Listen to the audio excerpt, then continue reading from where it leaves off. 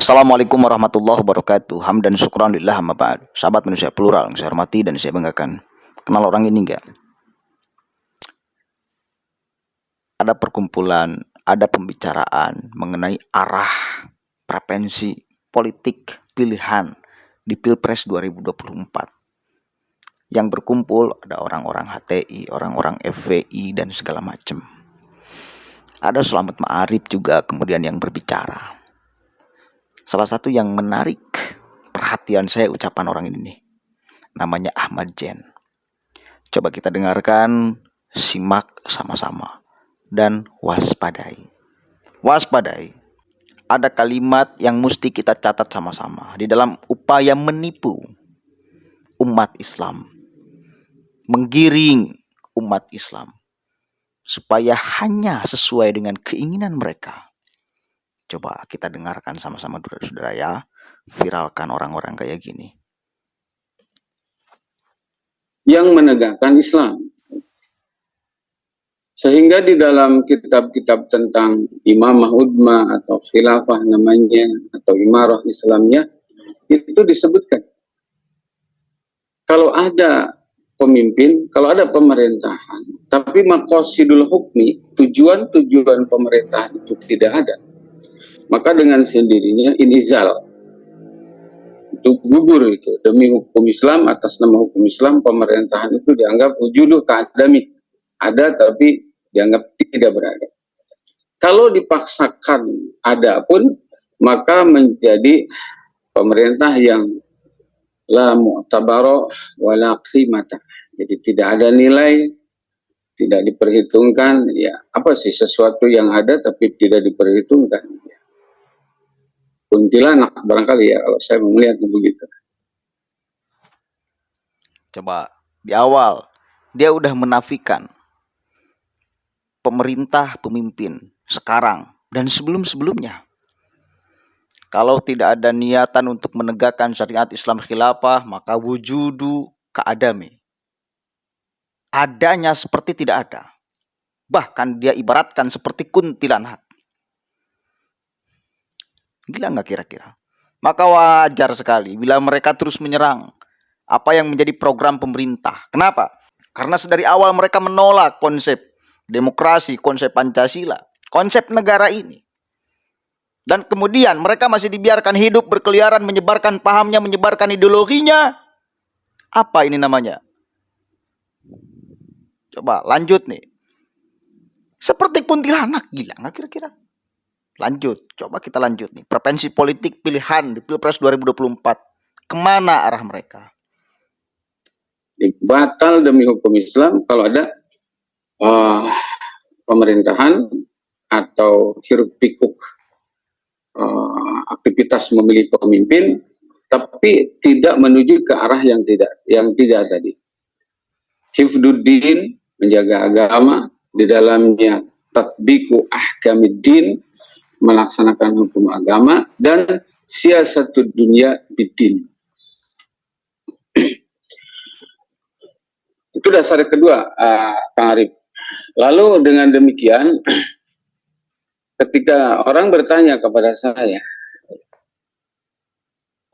Ustaz Zen, gimana ini menghadapi 24? Maka saya akan balik bertanya sambil menunggu, siapa di antara tiga calon ini yang masuk ke kriteria tadi?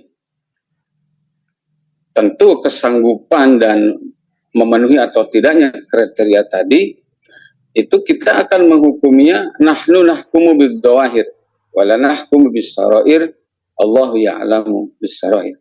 Kita akan menghukuminya secara zahir.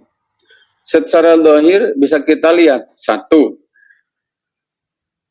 tidak cukup tentang pemimpin ini siapa, tetapi dia didukung siapa. Dia didukung siapa itu penting banget ya. Nah, saya sepakat, dia didukung siapa itu penting banget. Makanya selalu kemudian kita waspadakan kepada Anies. Hati-hati nih dengan Anies, kenapa? Karena di belakangnya ada mereka-mereka nih yang bahkan tidak mengakui sistem negara ini. Terus mencocokkan, menjejalkan pikiran piciknya tentang agama, yang ingin mendirikan syariat Islam, khilafah. Dan mereka pun sama menganggap, bukan hanya individunya, di belakangnya itu juga penting. Harus kita lihat, sama kita juga melihat di belakangnya. Ketika yang didukung oleh mereka, kita menghindar. Kenapa? Karena didukungnya oleh mereka. Bukan hanya individunya, di belakangnya siapa penting. Betul, penting banget. Ya, lanjut coba. Kalau bicara sebatas mengukur pribadi, ya dari 3 calon itu jelas saya akan tunjuk Pak Anies Baswedan, pasti itu ya. Kalau sebatas bahwa pemimpin itu berhenti di tataran tentang kesolehan, kecerdasan, atau kejujuran dan profesionalisme dia dalam memimpin, sudah teruji. Kalau dari sisi itu jelas saya akan ke sana. Tetapi saya tidak ke situ karena saya mempelajari kitab-kitab para ulama. Karena ini persoalan yang tidak boleh saya menggunakan asumsi, karena siapa saya gitu ya. Saya harus tetap merujuk kepada para ulama yang mengerti isi ayat Al-Quran, ayat per ayat, hadis per hadis.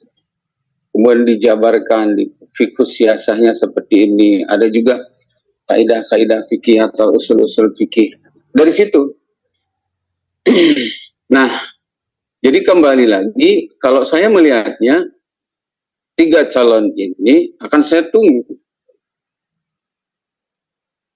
secara terang-terangan. Mereka akan melaksanakan yang tadi, hifduddin, iqamatuddin atau bahasanya hiras atau wasiasatu dunya bidin. Dilihat dari apa? Satu, siapa yang mengusungnya. Saya tuh gini ya, kalau memungkinkan tidak dengan partai pengusung misalnya gitu ya, ya Anies maju aja melenggang, enak tuh. Tapi ya enak, nanti disokongnya oleh kalian, kontrak politiknya dengan kalian, hitung aja dengan kalian. Tapi yang tidak enaknya, kalian gak bakalan menang, mau bagaimanapun. Masyarakat Indonesia banyak yang cerdas, Bung. Gak bisa dibodohi seenak dewe, diseret-seret hanya dengan kepentingan ente yang bahkan picik, bahkan sangat picik. Lanjut nih. Saya melihat ini yang kendaraan yang disediakan untuk Pak Anies ini kan Nasdem, Surya Paloh.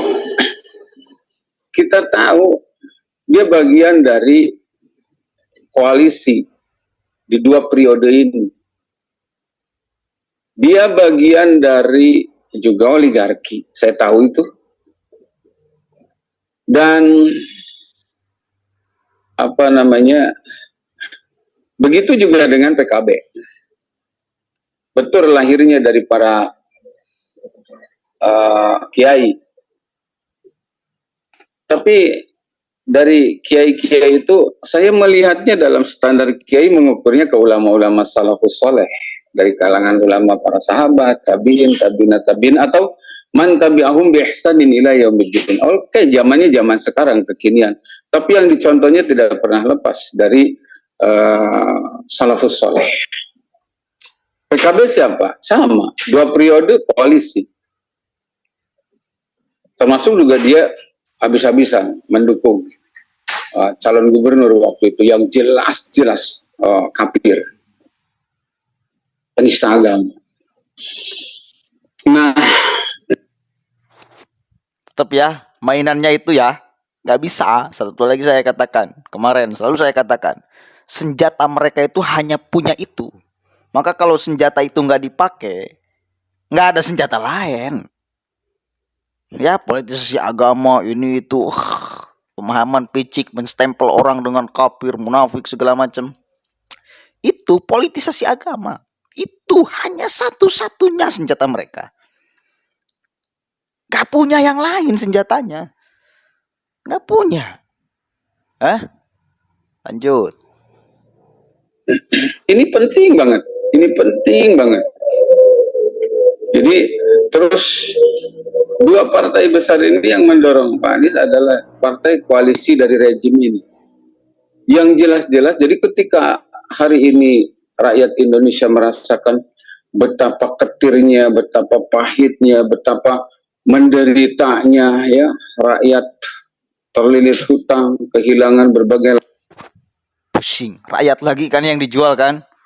Betapa rakyat yang mana? Siapa? Ente nih yang selalu menjual-jual. Muka-muka kayak gini nih. Kurang ajar nih namanya. Kita biasa aja, bos. Ente aja. Dan kelompok ente mungkin. Kelompok-kelompok HTI yang mestinya kemudian dinyahkan di Republik ini. lapangan pekerjaan.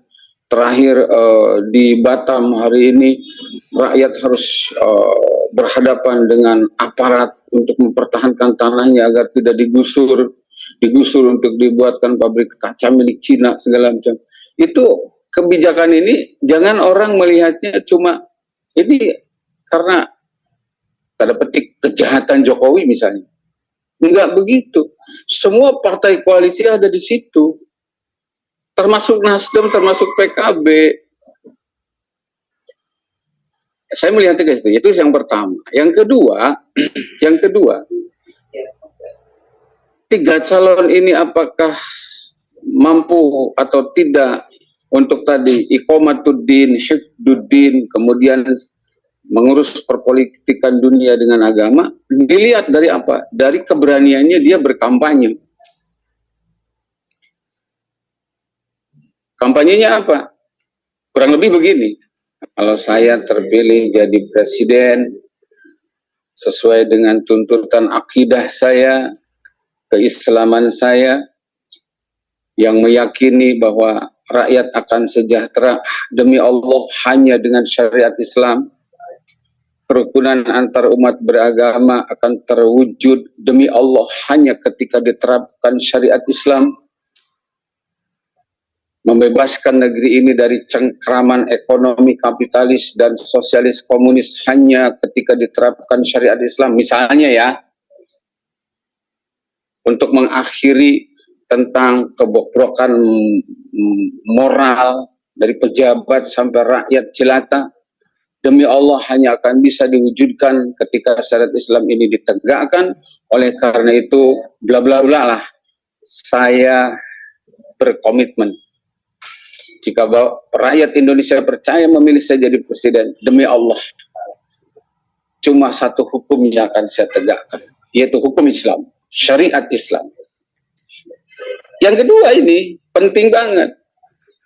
Jadi kita nggak bisa menghukumi apa yang ada di dalam hati. Dia nggak ngomong begitu, lalu langsung kita katakan, dia orangnya baik, dia orangnya soleh, dia pro syariat Islam. Tidak bisa.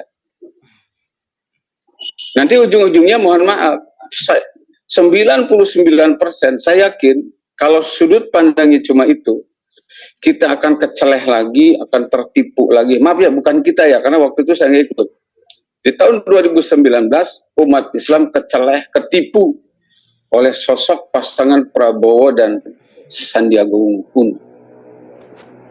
Udah cukup lah ya. Umat Islam tertipu oleh pasangan Prabowo dan Sandiaga Uno.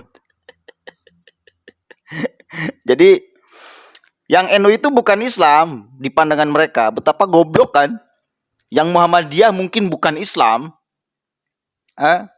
Yang HTI yang hanya Islam. Yang FPI yang hanya Islam. Kan tolol kan? Tolol nggak kira-kira? Tolol. Nah, ciri-ciri orang khawarij itu kayak gitu tuh. Menafikan keislaman orang lain. Menafikan keimanan orang lain. Kan itu ciri-ciri orang khawarij. Yang dibunuh oleh Sayyidina Ali. Dibunuh, dibantai habis.